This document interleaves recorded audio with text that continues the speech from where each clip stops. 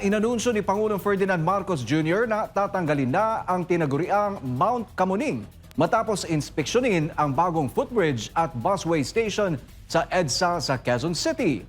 Ayon sa Pangulo, layunin ng bagong posibilidad o pasilidad na gawing mas ligtas, accessible at magaan ang biyahe ng daang-daang libong commuter na araw-araw dumaraan sa lugar. Si Criselyn Catarong sa report. Nitong Huwebes, Marso 5, ininspeksyon ni Pangulong Ferdinand Marcos Jr. ang bagong Kamuning Footbridge at Busway Station sa kahabaan ng EDSA sa lungsod ng Quezon, kung saan ipinahayag niyang mas magiging magaan na ang pag-commute ng mga pasahero araw-araw. Well, the old one is not very good at all. At saka, hindi mo ma-realize pag nandito ka sa baba, gumagalaw pala yan pag kami dumadaan. Kaya mas mabuti na ito. Inilarawan ng Pangulo ang lumang footbridge na hindi umano praktikal gamitin dahil sa taas at disenyo nito.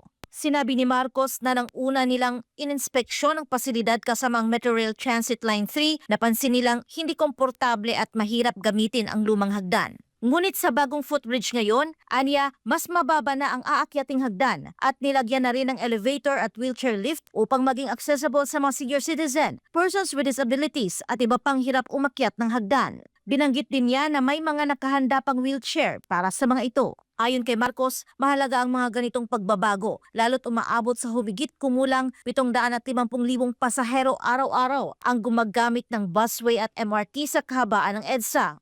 Kaya so far, I'm happy to see that this is the sort of thing that ito naman ay kaya naman palang gawin.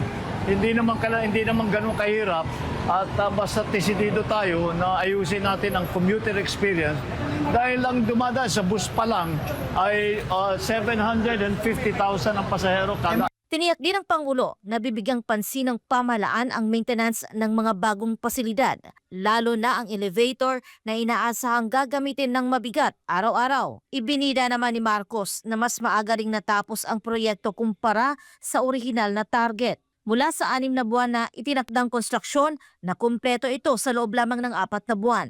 Inanunsyo rin niya na tuluyan ang aalisin ang tinaguriang Mount Kamuning, ang matarik na footbridge na naging simbolo ng hirap ng mga commuter sa lugar dahil papalitan na ito ng mas maayos at mas madaling daan ng istruktura. Kaya mabuti naman at sa 4 na buwan may nakita na tayong panibago na facilities na mas magpapagaang sa commuting experience.